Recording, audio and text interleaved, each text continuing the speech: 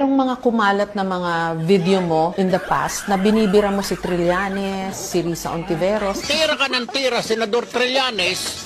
Ngaw-ngaw ka ng ngaw-ngaw at ngak-ngak ka ng ngak-ngak, Senadora Ontiveros. Makinig kayong dalawa, ha?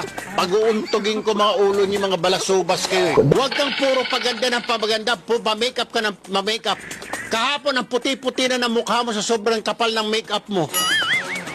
Akala ko sinabuyan ng espasol yung mukha nun, eh.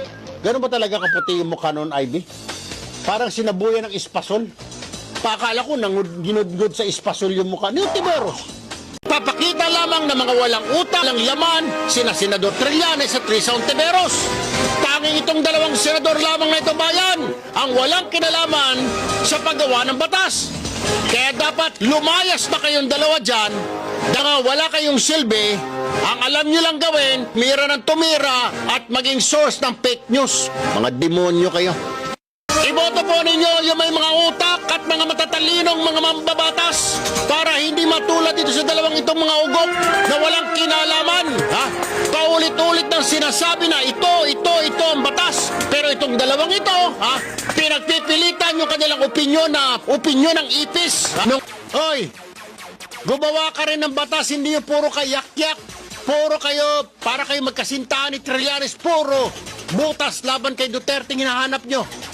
Binoto ka ng taong bayan, Ontiveros, para gumawa ng batas. Hindi ka binoto dyan para maghanap ng butas kay Pangulong Duterte. Ugok! Ugok!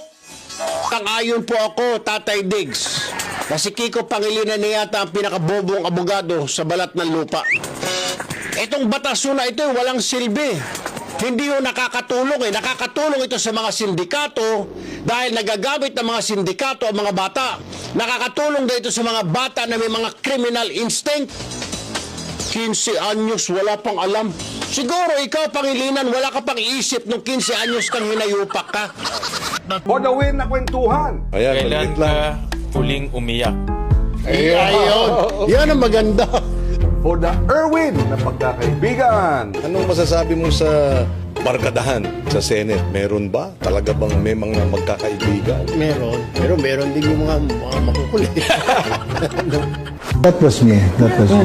So paano yun? Magkakakampo na kayo? Well, because syempre yung paninindigan mo before as a journalist, trabaho mo yun, di ba? Now I understand kung ano yung paninindigan nila, pati sa kabila, kung ano yung pinaglalaban nila.